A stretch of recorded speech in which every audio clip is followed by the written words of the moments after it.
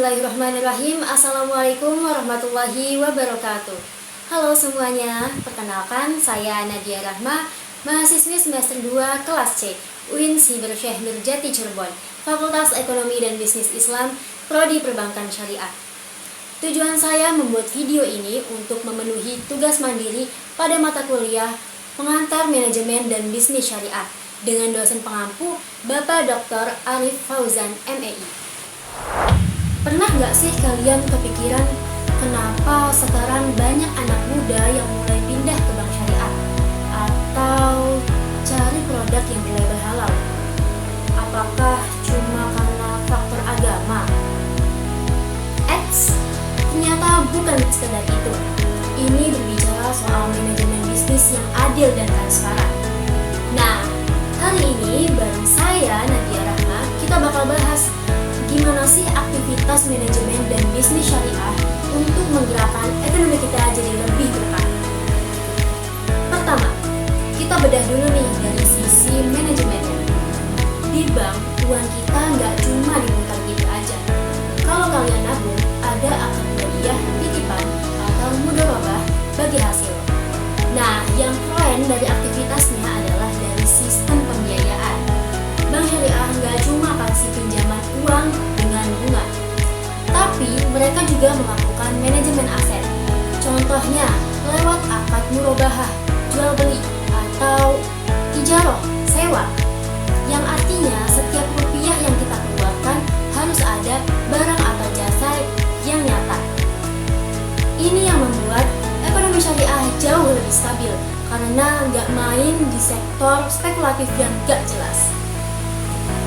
Tapi masih banyak nih yang salah paham. Coba kita cek mitos versus fakta yang ada di lapangan.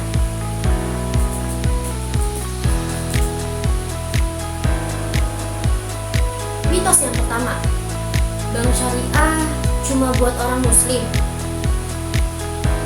Nyatanya, sistem ini universal. Siapapun bisa jadi nasabah karena yang ditawarkan adalah keadilan, bagi hasil, dan transparansi manajemen. Mitos yang kedua, bagi hasil itu sama aja kayak bunga, cuma beda nama. Ups, nyatanya beda banget. Bunga itu persentasenya tetap dari hutang, bisa memberatkan.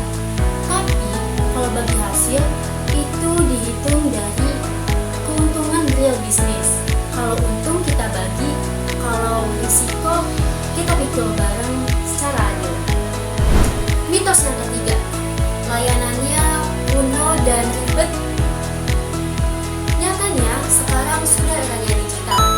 Mobile banking syariah sudah super canggih. Mulai dari belanja, kita bayar pakai kris, sampai manajemen wakaf dan zakat pun semuanya bisa lewat satu.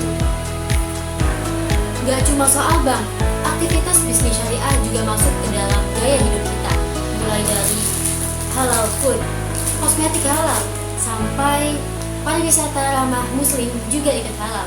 Sertifikasi halal itu penting untuk menjamin kualitas produk dari hulu ke hilir.